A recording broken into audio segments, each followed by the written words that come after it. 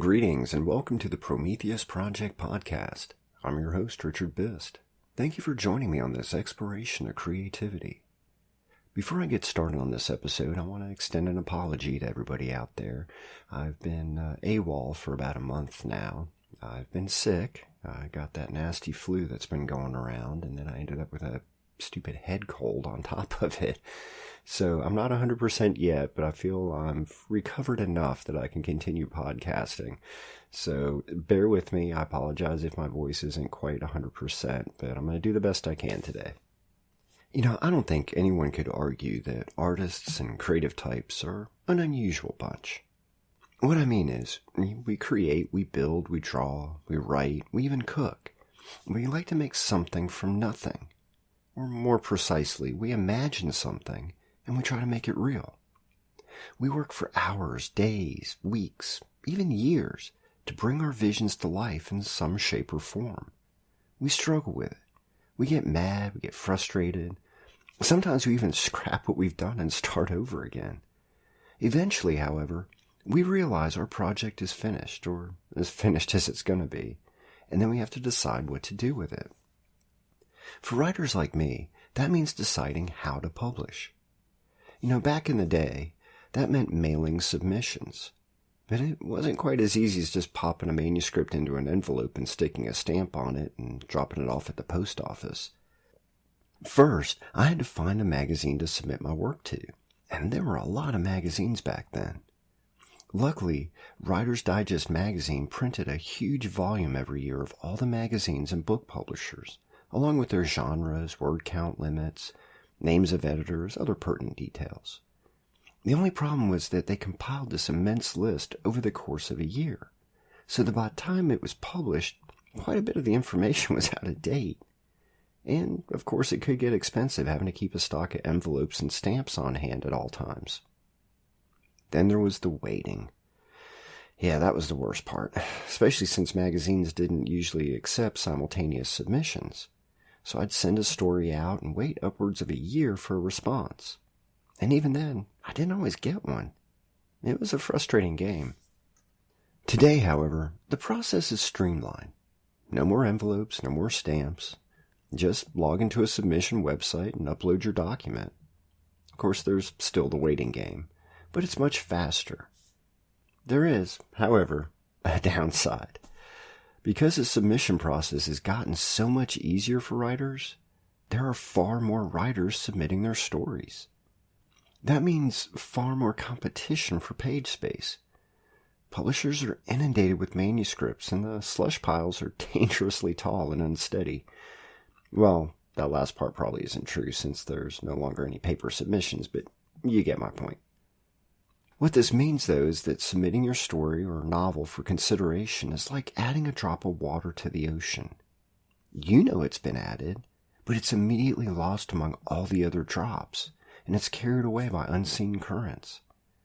If you think about how many writers are out there, how many manuscripts, and compare that with how many publishers there are, both books and magazines, well, you can see how the ocean analogy applies.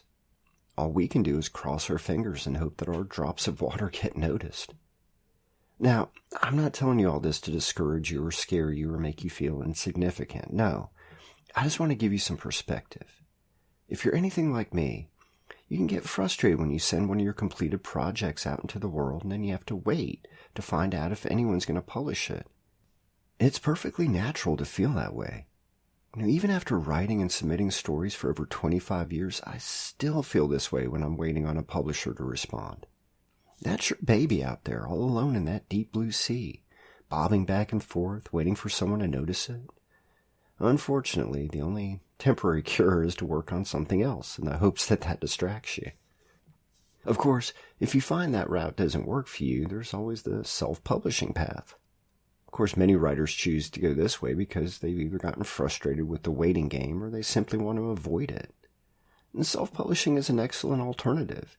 It gives writers the opportunity to have complete control over their work. You get to choose the layout, the cover, the content, where it's sold. course, there's a bit more work involved since you don't have a publisher doing all that stuff for you, but still, there's something to be said for seeing your project go from idea to bookshelf all by yourself, with you making all the decisions along the way. I've done it myself, and I thoroughly enjoyed it. But, and there's always a but, you still run into a similar situation as with the submission process. Because self-publishing has become so easy, so many writers now choose this path. Personally, I think it's great, power to the people and all that. But all you have to do is look at the offerings on Amazon or Barnes & Noble online, and you can be overwhelmed by the number of self-published titles. And that's just from a writer's perspective. I know that, as a reader, it can be difficult to wade through all the titles out there. Plus, the major downside to self-publishing is quality control. There generally isn't a team of copy editors and proofreaders checking each book and short story collection for typos and plot holes. And yes, publishing your book yourself and posting it to one of those online retailers is just like placing your drop of water into a different ocean.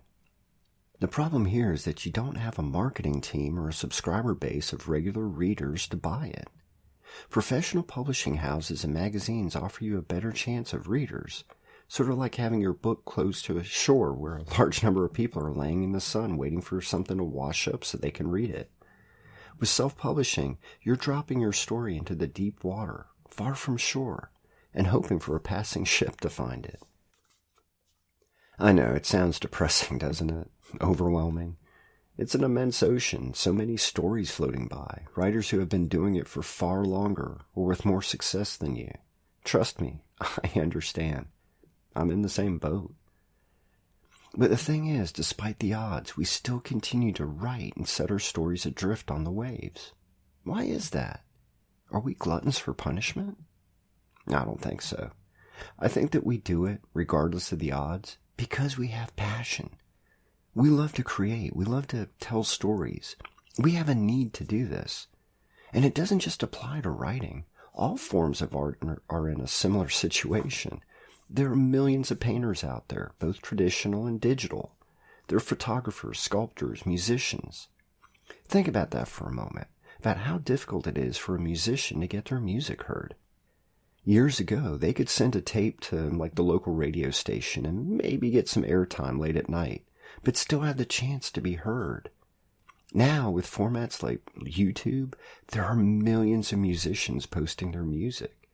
What are the chances that one guitarist or some vocalist from some small town is going to get noticed? And yet, they continue to do it. Again, why? For me, I do it because my love for writing. I have to tell stories. I have to put my ideas on the page. I've been doing it professionally for a little over 2 decades, but non-professionally, I've been writing for as long as I've been able to pick up a pen or pencil. It's in my nature. Artists do it because they have to, they need to. And when I think about that vast ocean of books out there, all those writers, all those stories, well, I'm happy. I know that sounds a bit nuts, doesn't it? Isn't that all competition for my stories, my books? Yeah, but I don't necessarily look at it as competition. It's a brotherhood, or a sisterhood, or something along those lines. I guess we need to find a term that's more inclusive. Peoplehood, or better yet, a writerhood. I don't think about all these stories out there as challengers or enemies. I think of them as companions. Adding one more story to the literary ocean only improves it, makes it larger, stronger, more vibrant. And maybe saying that stories are just drops in the ocean isn't the best way to describe it. It might be better to say that each story is like a fish. Each one is unique, beautiful, with its own set of colors and shape. They shimmer out there like little flashes of light on a dark night. Just like writers, each story is different. So comparing them to drops of water is probably a disservice. Water droplets all look the same, blend in together, create a huge, indistinct mass. Stories, on the other hand, are completely different from one another. They add color to the world, motion, meaning. Sure, it's easy for a story or a novel to get lost in the shuffle, either on the desk of an agent or publisher, or in the hundreds of thousands of self-published books out there. That's just how it is. I mean, we can try to get noticed, market ourselves and our works. We can use social media, Twitter, Facebook, Tumblr, Instagram, Pinterest, whatever, to let people know that we exist and that we've written something they might enjoy. We can tell our families and friends about it, bring it up in conversation at social events or at work. Or, if we have some disposable funds, we can buy ads on websites or other platforms. But even then, there's no guarantee that anyone will read anything we've written. When it comes down to bare bones, we should be okay with that. It may seem like we're shouting into the void, especially with all the other voices shouting alongside us, but maybe the point isn't necessarily to be noticed. I won't argue that one of the things all writers want is to have someone read their stories and enjoy them. But if no one does, that's okay. It's not the end of the world or the end of your writing career. And no, it shouldn't be a blow to your self-esteem either. Remember, your story is just one fish out of millions in the ocean. People are probably seeing it, but there's a lot more out there to catch their eye. At some point, someone's going to notice. Like I mentioned at the beginning of this episode and in some of my previous episodes, the reason we create, write, draw, sing, play a musical instrument is because we have a need to create. First and foremost, you have to do it for yourself. You have these great ideas swimming around in your imagination. You need to get them out. Make them real. That's really the whole point. Self-expression. Having someone see your work and enjoy it, well, that's just icing on the cake. Think of it this way. When you create something, write a story, for example, you have to work at it, right? You spend time thinking about it, planning. Then comes the execution, the first draft, the second draft, maybe even a third or fourth. There's proofing, editing, tweaking. It may take days, weeks, months to work just to get the story right, or as close to right as you can get it. That right there is what you should focus on. The fact that you accomplished this feat. You brought one of your ideas, one of your dreams to life. Be proud of that. And keep in mind that although there are hundreds of thousands, if not millions of other writers out there, compared to everyone on the planet, that's still a small segment of the population. This means you accomplished something that the majority of the people on Earth haven't. That's damn impressive. So don't focus on being a drop of water in the ocean, even though it may feel that way. Your story is a beautiful tropical fish that you created. You made it happen. It doesn't matter if anyone ever sees it. You know what you did, what you accomplished, and that you succeeded. You are an artist. Don't let anyone discourage you. All right, so for this episode closeout, let's try an interesting experiment in alternative art. Here's what I'd like you to do. Go online and find a poetry website. Take a few minutes to browse and find a poem you like. It can be something familiar or something new, doesn't matter. But look for one that's no longer than one printed page. Now print a copy of it. If it won't print cleanly, just copy and paste it into a Word document or something like that and print it out. Once you have the page in hand, get some scissors and cut it up. You can cut out individual words, sentences, groups of words, however you want to do it. Now once you have all your bits and pieces, start rearranging them into something new, a new poem or a bit of prose. No, it doesn't have to make sense. It probably won't. But think of it like painting a picture with words. Have fun with it. Be silly. Be weird. See what you can create. I know, it's a little odd, but you never know. You might end up having fun.